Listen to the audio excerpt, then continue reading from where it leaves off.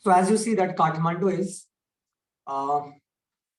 as the title tells you, it is a story based in a descriptive story that talks about the beauty and the scenic spots and the culture of Kathmandu, that is the capital of Nepal. So it is a sort of a travelogue where the author or the narrator has probably visited the place and then writes about it like a travel diary or a travel journal. Language, therefore, is very engaging, very visually appealing, which means when you read the sentences, you will be able to imagine the exact place and the exact spot. Can you just check the author? Is it Ruskin Bond? I think the author is Ruskin Bond. I'm not 100% sure. Just check the author. Is it Ruskin Bond or probably Vikram Seth? Oh, Vikram Seth. Vikram Seth, right? Okay. So Vikram Seth is a popular Indian author, and it is a travelogue. So he had been to Kathmandu or Nepal, and here he talks about the vividness of the place, the colorful ambience of the place, because Kathmandu is a tourist place. And being a hill station, it attracts visitors throughout the year from different parts of the world, but chiefly from India and chiefly from Asia, mainly India. Like a large number of Indian tourists head to Kathmandu and other nearby places to spend a vacation. So let us begin the story in just a minute.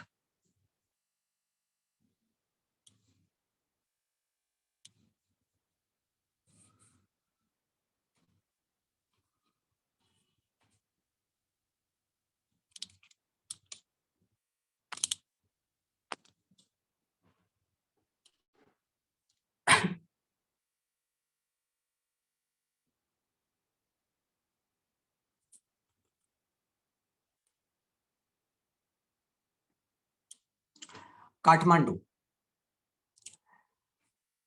Before you read, do you like traveling? The writer Vikram Seth enjoys it very much. In his book Heaven Lake,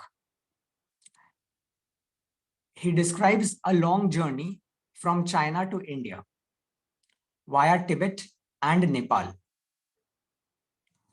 So actually Vikram Seth is a popular travel writer, and one of his more popular books is called Heaven Lake. Now in Heaven Lake, he talks about his voyage or journey from China to India. And when you come from China to India through road, then you have to cross Tibet and Nepal. So you can say that this chapter is an excerpt from that book. Have you heard of places like Ajmer Sharif, Madurai, Sanchi, Varanasi, Sarnath, or Halibid?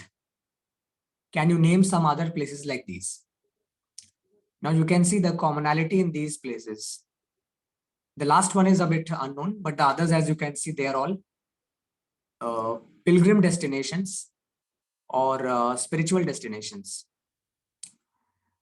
What do the surroundings of a holy place in your city look like? Think about it as you read Vikram Seth's description of Kathmandu. So, first para. Lavanya, please read the first para then.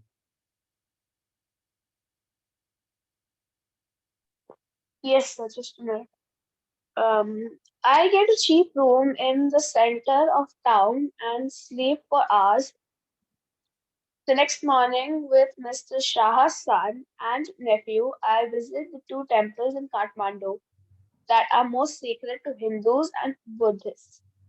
Okay, wait. At first, Wait. So, the way the story begins, as you can see, he is in the middle of a story. So we are not reading a proper short story.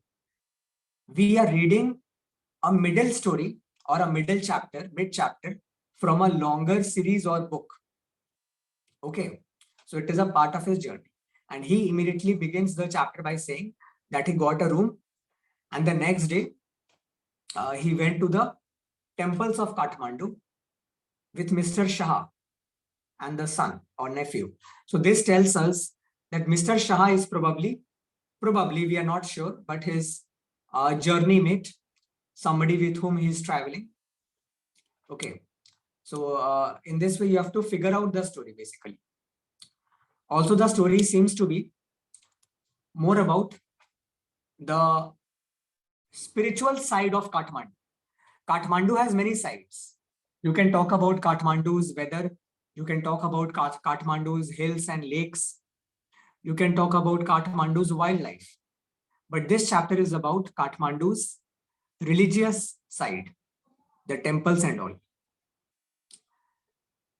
So they are going to the two temples which are very sacred to Hindus and Buddhists. So this is a difficult chapter. We will not read very fast. Okay, next line. Read the next line, Lavanya. Yes, sir. At Pashupatinath, outside which a sign proclaims entrance for the Hindus only. There is an atmosphere of febrile confusion. बस रुको. Please. Wait. एक एक line करके रुको. You have to read between the lines. Here you can see the name of the temple is Pashupatinath. So some of you might have been there or may have heard of it. Now Pashupatinath is a very important temple. So their first destination was the temple of Pashupatinath. Now outside which there is a sign that proclaims or declares entrance for the Hindus only. Now what does this tell you? That the temple is not a secular temple. This temple does not believe in every religion. It is strictly for Hindus, which means a Christian or a Muslim cannot enter the temple. And outside the temple, there is an atmosphere of febrile confusion. Febrile confusion, as the meaning is given there, it means hurried activity or confusion or chaos. So people are actually, as it happens in a Hindu temple, people are rushing in and rushing out. There is chaos. There is a lot of dhakka mukki. Okay, a lot of pushing and shoving. Next line, Lavanya. Yes, sir. Priests, hawkers, devotees, tourists, cows, monkeys, pigeons, and dogs roam through the grounds. They offer a few flowers. Carry on. There are so many worshippers that some people trying to get the priest's attention are elbowed aside by others pushing their way to the front. Okay, wait. This part, you can bracket also with a pencil. From priests till front. Okay. And just right there.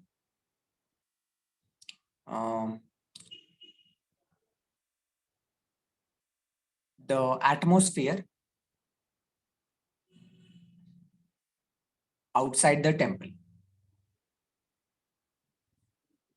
So you can see the outside the temple, the atmosphere is such that there are a number of people and even animals. There is the cow, the monkey, the pigeon. Among humans, there are different types of humans, different class and castes of humans.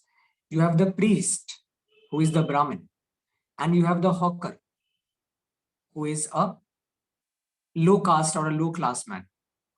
And you have the devotees, who have come mainly for the purpose of praying. But you also have the tourists, who have come because they want to tour the country. The narrator says we offer a few flowers. There are so many worshippers that some people trying to get the priest's attention are elbowed aside, means pushed aside by the elbow, by others pushing their way to the front. Now, as most of us are familiar to the pushing and pulling that goes on in the temple, so this is something I don't have to explain to you. So in a crowded temple, in a crowded Hindu temple, people are trying to wriggle in, and in the process, it is like, you know, the survival of the fittest. The one who are fitter will wriggle ahead, and the one who are slightly docile or calm, they will be pushed behind. Continue, Lavanya. Um, a princess of the Nepalese royal house appears. Everyone bows and makes way. By the main gate, a party of saffron-clad Westerns struggle for permission to enter. The police is not convinced that they are the Hindus. Only Hindus are allowed to enter the temple. A fight breaks out between two monkeys. One chases the other, who jumps into a shivling, then runs screaming around the temples and down the river, the holy Bhagwati, Acha, wait. that A flows princess. below. Wait. Let us see. A princess of the Nepalese royal house appears. So what happens here? Suddenly, a princess appears. Now in Nepal, now there is democracy, but till a few years back, Nepal used to have a king, and therefore there was a princess. So a princess appears, and when the princess appears, everyone bows and makes way. So everyone allows her to enter. And then by the main gate, a party means group, a group of saffron-clad Westerners. Now, saffron is basically the color of a saint's garment.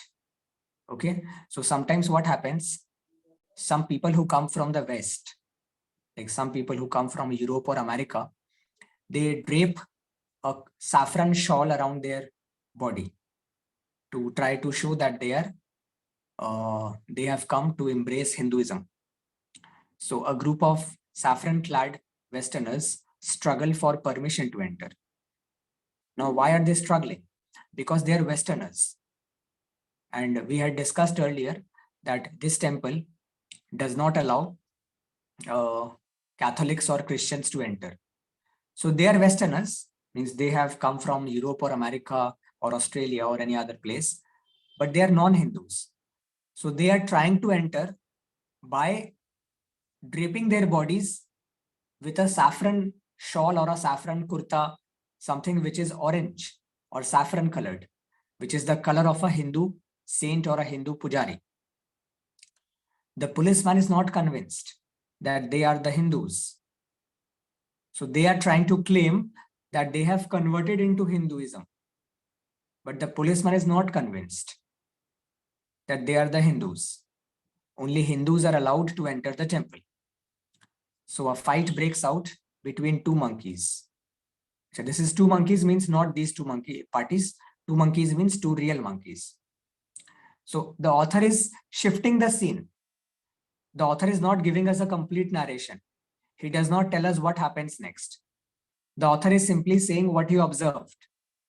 So you observe that there is a tussle or an argument going on between the police and the Western party. And then he also observes that a fight is going on between two monkeys.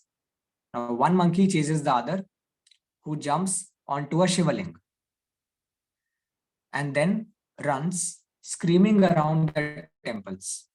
So the monkeys are running, screaming around the temples and then down to the river, the holy Bhagmati. So the important river there, which is running nearby, is the holy Bhagmati river that flows below.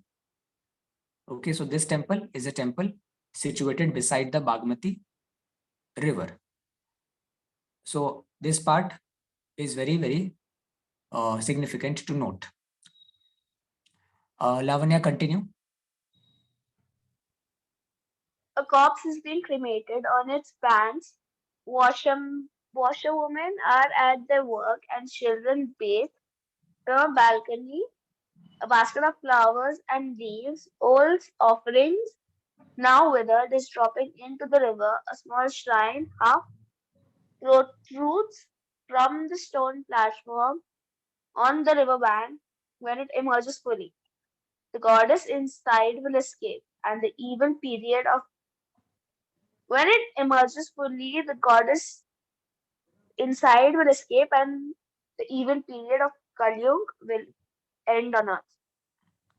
Okay, wait. So a corpse means dead body. A corpse or a dead body is being cremated. Okay, means burnt. Cremated means the dead body is being ritually burnt with all the ceremonies and rites and rituals on the bank, which means क्योंकि ये Hindu temple है तो नदी के पास वहां पे शमशान घाट है, which is called crematorium or a crematory center. See, the author is not judging anything. He is not giving us his verdict. The author is merely writing what he observed. So the author observes that a corpse or a dead body is being cremated. The author observes that washerwomen are working and the children are bathing. From a balcony, a basket of flowers and leaves, old offerings, now wilted. Wilted means murjha jana, dried up. So these flowers and leaves have actually dried up, is dropped into the river. So from a balcony means from the balcony of a building, the author saw that somebody is dropping flowers and leaves and they have now wilted. They are being dropped into the river. Why are they being dropped into the river? Because people consider the river as sacred or holy. A small shrine half protrudes. Protrudes means comes out, juts out. Juts, juts out. So a small shrine half protrudes or juts out from the stone platform on the river bank. So on the river bank, there is a stone or a shrine jutting out or emerging out. When it emerges fully, the goddess inside will escape and the evil period of Kalyug will end on earth. Now, this is a belief. So near that river, there is a stone that is coming out or jutting out from the earth. People believe that this stone which is coming out will over the years come out, over the centuries it will grow. And once it has completely emerged out, that will be the day when goddess will emerge from it and she will end the current period in which we are living, which is called Kalyug. Now, Kalyug or the modern era, the current era, is considered to be a very bad era, where people are very sinful, very greedy, vindictive, violent. So this period of Kalyug will go for many thousands of years. And when that stone will fully come out, the goddess will emerge and she will end the Kalyug. And with the Kalyug, all the evil parts and evil acts and evil societies, actions, everything will end. So this is the belief that the Hindus have actually about that stone.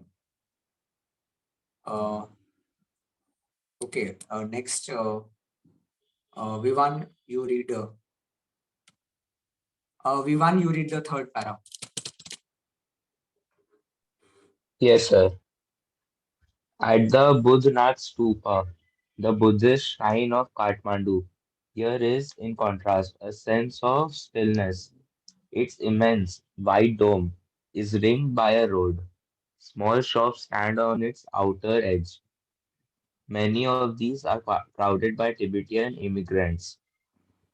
Felt bags,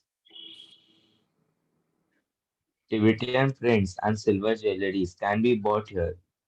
There are no crowds. This is a heaven of quietness and busy streets around. Okay, now here in this para, the author describes the Bodhnath Stupa. Now, this is another place. It is the Bodhnath Stupa, I think. Photo is given in the next page. So it is the Buddhist shrine, which means this place is mainly for the Buddhists. There is, in contrast, a sense of stillness. Now, this is a very interesting point that the poet makes, that the author makes. In the previous paragraph, we found out that there is a lot of chaos, confusion, and sound which we can associate with a Hindu temple. So in a Hindu temple, the hawkers are screaming outside. Inside the temple, everybody is pushing and shoving each other. Everybody is shouting, yelling. So there is a lot of crowd and chaos and sound that we can associate with a Hindu temple. So we can associate sound with the Pashupatinath temple. But in this stupa, in contrast, it is a very still, a quiet place. So there is a sense of stillness. Its immense white dome. Okay, dome is basically the upper circular structure, which is also there at the top of Taj Mahal. That upper circular structure is the white dome. So its immense white dome is ringed by a road. Ringed means surrounded. So on all the sides of the dome, there is a road. Small shops stand on its outer edge. Many of these are owned by Tibetan immigrants. So this is like a bazaar where there are small stalls and shops, mainly owned by the Tibetan people who have come from Tibet to Nepal. So they are immigrants, means they are not native to Nepal. Their ancestors did not live in Nepal. They are originally from Tibet, but they have immigrated to Nepal. So they are originally from Tibet, but they have immigrated to Nepal. Felt bags. Now, felt here, Vivan, does not mean feeling wala felt. It is not a verb. It is an adjective. So felt bags is actually a type of bag. Felt bags can be bought there. Tibetan prints and silver jewelry. So these are the three important items which can be bought in that bazaar. Can be bought here. There are no crowds. So please note that this place, this Buddhist place, is not crowded. This is a haven. Okay, it is not heaven, it is haven of quietness in the busy streets around. So as you can see that the author is telling that on one hand you have the Pashupatinath temple, which is the Hindu temple, and people from all over the world, including the foreigners, they flock to Nepal, they flock to Kathmandu to visit the famous Pashupatinath temple. Ironically, the temple is only meant for Hindu pilgrims. So if you are a Christian, if you are a European Christian, a Catholic, a Muslim, a Sikh, anything, you cannot be allowed to enter. you have to be a Hindu.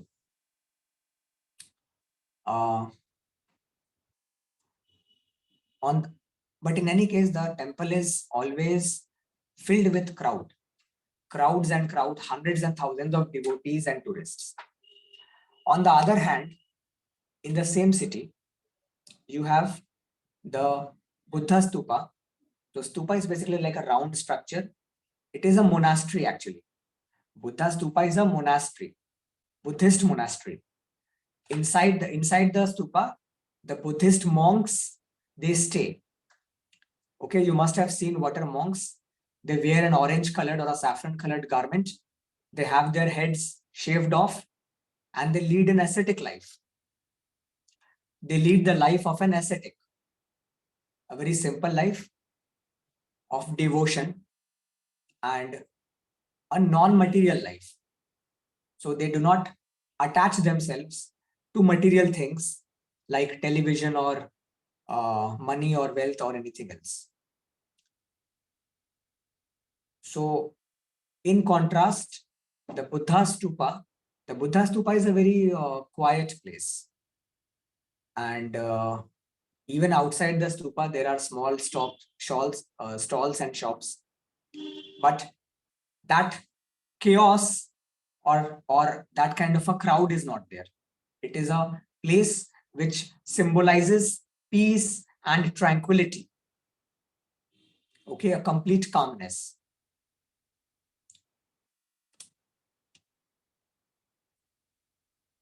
So this was para 3. Para 4. We want continue.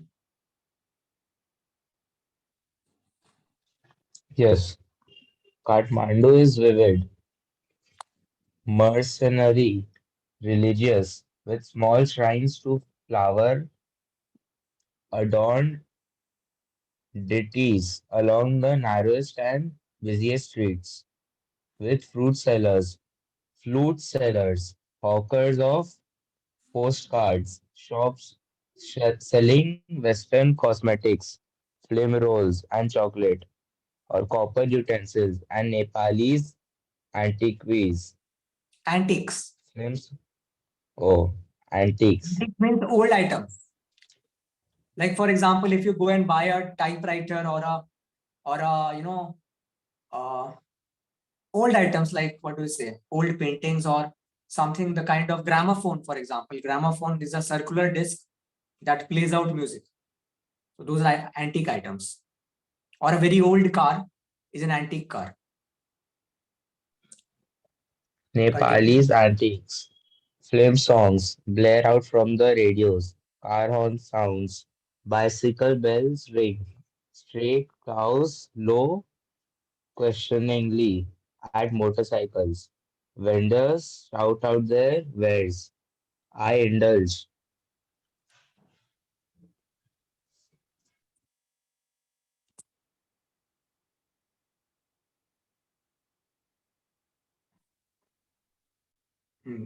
Continue, Vivan. Complete I this para. indulge myself mindlessly. Buy a bar of marzipan, a corn on the cob roasted in charcoal brazier on the pavement, rubbed with salt, chili powder, and lemon. A couple of love story comics, and even a Reader's Digest. All this I washed down with Coca-Cola and a nauseating orange drink, and feel much the better for it. Okay, wait. So the author says Kathmandu is vivid. Okay, vivid means it is very scenic, very like a poster. You can paint it. Mercenary. Mercenary means commercial. यहाँ पे काफी लोग बाजार करते हैं. So it's very commercial. It is also religious with small shrines. So you can find small shrines. Means small shrine is basically a stone. जैसे शिवलिंग होता है. And you can also have flower adorned deities. Deities means idols. मूर्ति को बोलते हैं deity. Idols लिख सकते हो, IDOLS. So these idols are often adorned with flowers. Okay, adorned means decorated. So these deities are decorated with flowers, and you can find them along the narrowest and busiest streets. With fruit sellers, flute sellers. Flute means basuri. Hawkers. So you can find hawkers of postcards. They sell postcards to the tourists. Shops selling Western cosmetics. So Western cosmetics means the makeup products like lipsticks, film rolls, and chocolate, or copper utensils and Nepalese antiques. So antiques are old items which now nobody buys. People buy them only as a hobby. Film songs blare out from the radios, car horns sound, bicycle bells ring, stray cows low, means they mow questioningly at the motorcycles. Vendors shout out their wares. Wares means goods. They're shouting out. The way they shout, papite le lo. That is they're shouting out, calling the prospective buyers. So this is a very colorful description of the Nepali bazaar in this para. Just give an arrow beside this para and write description of Kathmandu's bazaars or a description of Kathmandu's markets. So if the question comes, describe Kathmandu's market or bazaar, then this para will form the main answer. You may borrow a couple of lines from other paragraphs also, but this paragraph is the main answer that talks about the vividness and the color and the sound of the bazaar. Okay, till this part, shout out their wares. And no, then also you can say, actually, because the author says that I indulge myself mindlessly, which means carelessly he begins to buy whatever he wants to buy. So first he buys a bar of marzipan. Now marzipan is a sweet. As you can see here, it is written, it's a sweet made with grated almond. ये कुछ मीठा चीज है. It is a corn on the, so he buys a marzipan. He also buys a corn on the cob, roasted in a charcoal brazier on the pavement, rubbed with salt, chili powder, and lemon.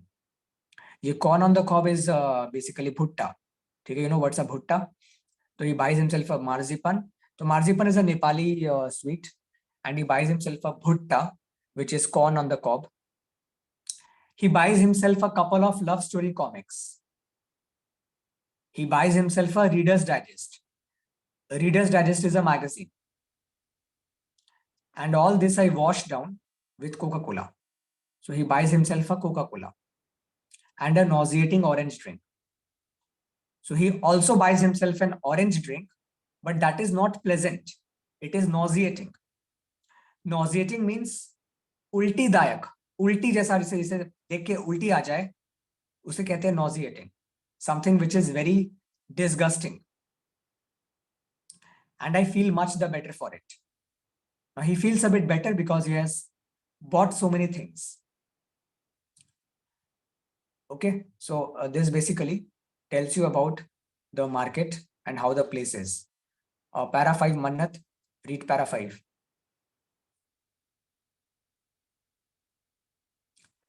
Yeah, Mannat, can you read para 5? Oh, yes, sir. I consider what route I should take back home. If I were propelled by enthusiasm for travel per se, I would go by bus and train to Patna, then sail up the Ganges past Benares to Allahabad, then up the Yamuna past Agra to Delhi. But I am too exhausted and homesick. Today is the last day of August. Go home, I tell myself. Move directly towards home. I enter a Nepal Airlines office and buy a ticket for tomorrow's flight. Okay, wait. Now here he is considering how he should go back home. Now, what is home? Where is his home? His home is in India. So underline the word home and write India. Now, as we had discussed at the beginning of the story, he is returning from China. Okay. He is returning from China. So while he is returning from China to India and he is crossing Nepal. Now, Nepal is obviously very close to India. So Nepal is the last destination. Now he will straight away enter India. So he's thinking what route I should take back home. If I were propelled by enthusiasm for travel.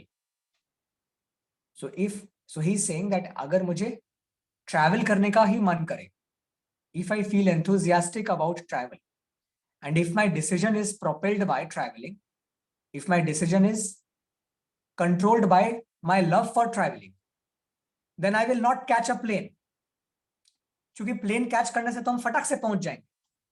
अगर मुझे travel करते करते आना है, if I want to come exploring the cities and the towns, then I would go by bus and train to Patna. तो मैं पहले बस लूंगा, then I will catch a train to Patna, then I will sail up the Ganges. Means I will catch a steamer or a ship or a boat. I will sail up the Ganges past Banaras to Allahabad and then up to the Yamuna, past Agra to Delhi. So if he has to travel and see the small locations in India, then he should catch a bus and train and boat. But then he says, I am too exhausted and homesick. Now, why is he exhausted and homesick? Because he has been traveling for a long time. He has been away from home for a long time. He is now feeling homesick. Now he wants to go home quickly. Today is the last day of August. Go home, I tell myself.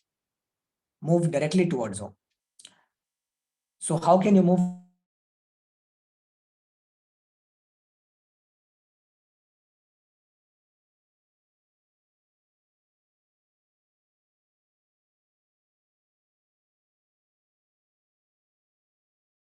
He would have loved to go by a bus or a train, but he is now tired. He is homesick. So I enter a Nepal Airlines office and buy a ticket. So he buys a plane ticket for tomorrow's flight. Understood? So basically, today is his last day in Nepal. And tomorrow he will be moving to India in a flight. Next para. Manat, read para 6.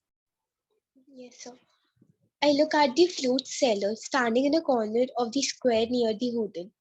In his hand is a pole with an attachment at the top from which 50 or 60 basuris protrude in all directions, like the quills of a porcupine. They are bamboo. They are flutes and recorders. From time to time, he stands the pole on the ground, selects a flute, and plays for a few minutes. The sound rises clearly above the noise of the traffic and the hawker's cries. He plays slowly, meditatively, without excessive display. He does not shout out his wares. Occasionally, he makes a sale, but in a curiously off-handed way, as if this were incidental to his enterprise. Sometimes he breaks off playing to talk to the fruit seller. I imagine that this has been the pattern of his life for years. Okay, wait. Beside this paragraph, give an arrow and write. Describe the flute seller. Flute. Describe the flute seller and the way he sells his flute. Describe the flute seller and the way he sells his flute.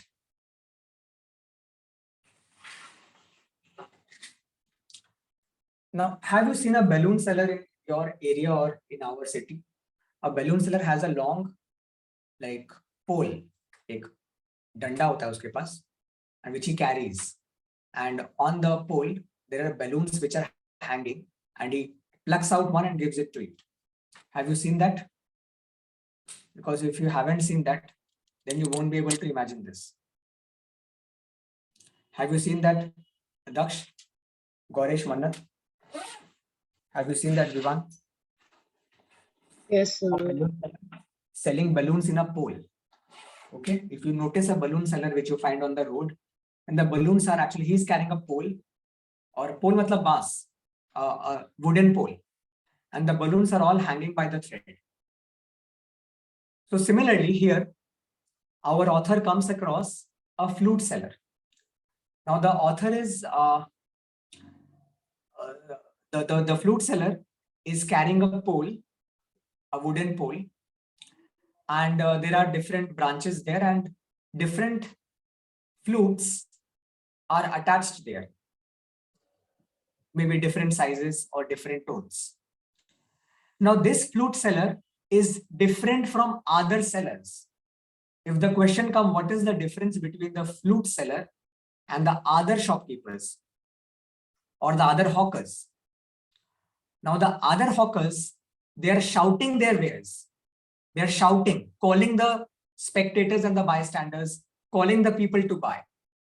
Come, take, aye. So they are calling. They are shouting out their wares. But the flute seller is not calling anybody. He seems to be mesmerized in his own music.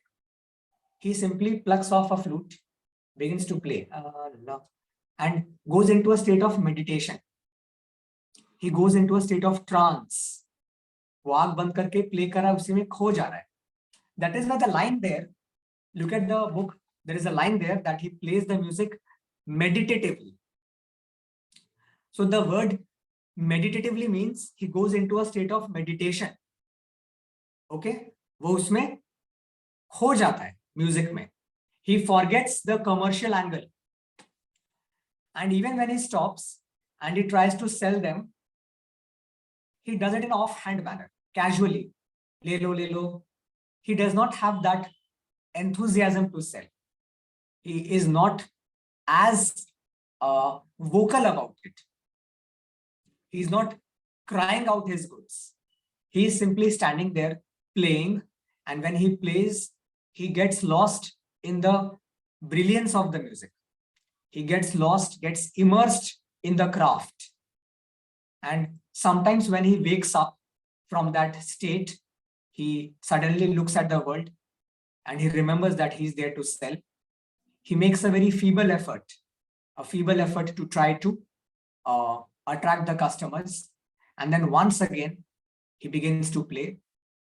And once again, he goes back into the state of mesmerism and magic and meditation. So this is how the flute seller is different from other sellers. We will just read this para once again. Acha, Daksh, you please read this para once again.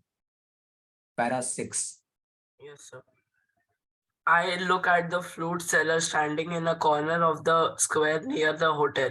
In his hand is a pole with an attachment at the top from which 50 or 60 basuris protrude in all directions, like the quills of a porcupine. They are of bamboo. There are cross flutes and recorders. From time to time, he stands the pole on the ground, selects the flute, and plays for a few minutes. The sound rises clearly above the noise of the traffic and the hawker's cries. He plays slowly, meditatively, without excessive display. He does not shout out his wares. Occasionally, he makes a sale, but in a curiously offhanded way, as if this were incidental to his enterprise. Sometimes he breaks off playing to talk to the fruit seller. I imagine that this has been the pattern of his life for years. Underline the word incidental to his enterprise. Just underline that line, incidental to his enterprise. Okay, underline that, incidental to his enterprise. And right there, the meaning is secondary. secondary to his business. Secondary, secondary, secondary to his business.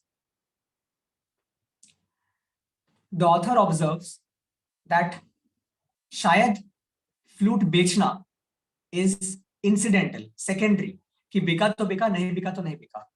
उसका main काम flute बेचना है ही नहीं. उसका main काम है flute बजाना और उसके म्यूजिक में खो जाना. That is what the author observed. That is the difference between the flute seller and the other hawkers.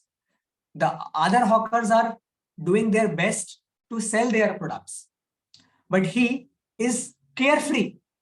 He does not care much about the commercial worth. He is simply lost in his music, as if he is gone into a trance. And it seems like the business angle is only incidental. It is simply secondary. Okay, so this is a very, very interesting pair actually, and it tells you not only about the craft of a flute seller, but also about the beauty of music. Daksh, read one more para. 7. Yes, sir. I find it difficult to tear myself away from the square. Flute music always does this to me. It is at once the most universal and most particular of sounds. There is no culture that does not have its flute. The reed, nay, the recorder, the Japanese shakuhachi, the deep bansuri of Hindustani classical music, the clear or breathy flutes of South America, the high-pitched Chinese flutes. Each has its own specific fingering and compass. It weaves its own associations. Yet to hear any flute is, it seems to me, to be drawn into the commonality of all mankind, to be moved by music closest in its phrases and sentences to the human voice. Its motive force too is living breath. It too needs to pause and breathe before it can go on. Okay, so in this para, the author tells us about the quality and the grace of a flute. There are many instruments like tabla or harmonium, piano, but you will find that guitar, sitar, most instruments are not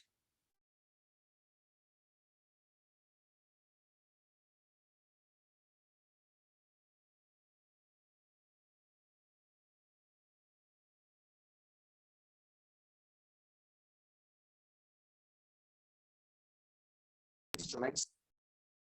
And if you talk of guitar, maybe some countries do not play it much, but flute is a very common instrument. Flute in different varieties is played in different countries. It has a different name. So in India, we call it basuri. In Japan, they call it that word, whatever is given. In South America, they have a different kind of flute. The flutes differ in their names, a bit in their structures and shapes. Some have small holes, some have larger holes, some have one hole, some have multiple holes. You know, those things can differ. But the common thing is that it's a flute. So you have to play it with your lips. And because we are playing it with our breath or with our, इसको हम लोग फूंक बोलते हैं, with our air, with the air in our throat. So when we breathe, the flute breathes. When we breathe out, the flute breathes out. So the flute is kind of a music which seems to be breathing in and breathing out. And flute is also the kind of music that can mesmerize everybody. It has a very hypnotic effect on everybody, the one who plays and the one who listens. In India, obviously, in Hindu mythology, flute is associated with Lord Krishna, as you must have seen in our TV program. So flute is connected to Lord Krishna, who plays it regularly. And when Lord Krishna plays the flute, he himself gets lost in it.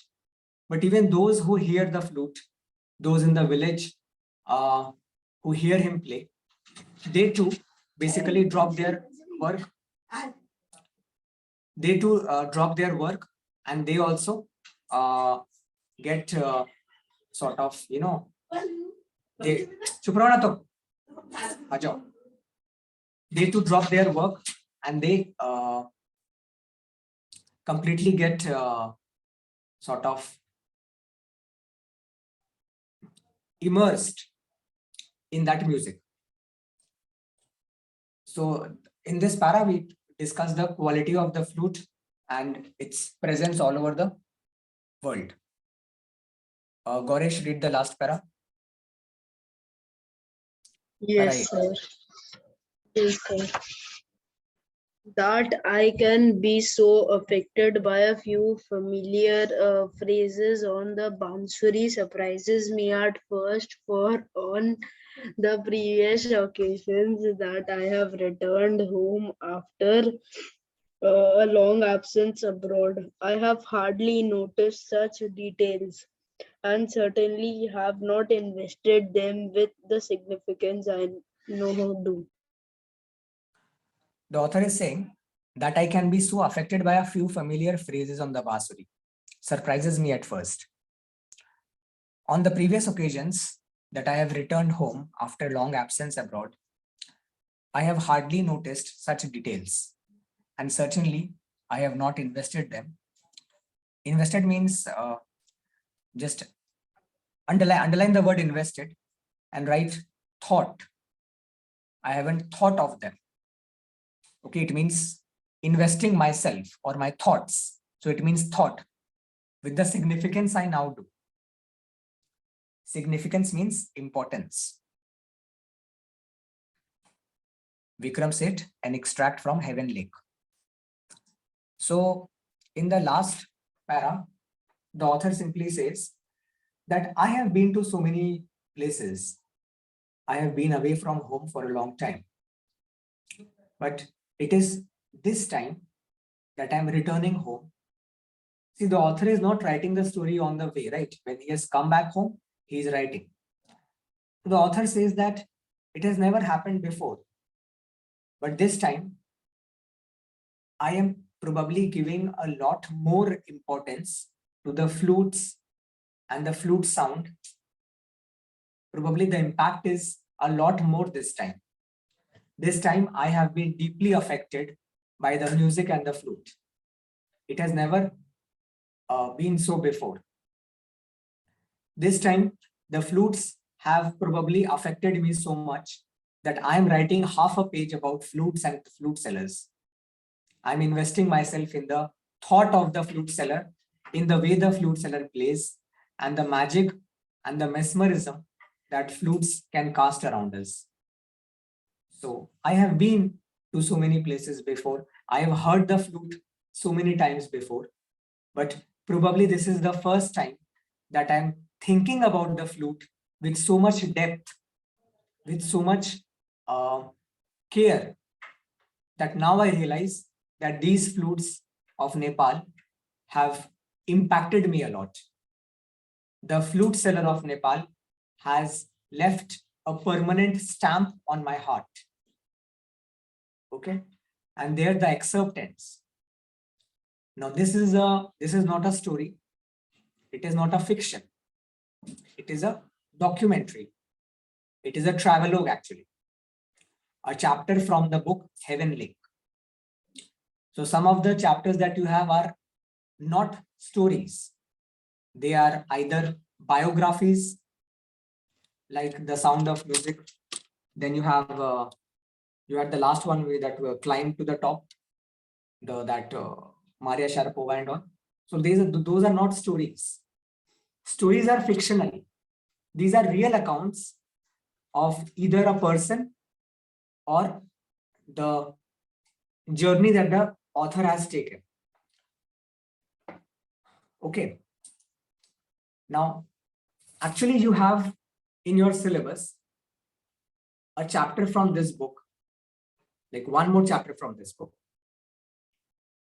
You have one more chapter from this book in class 12.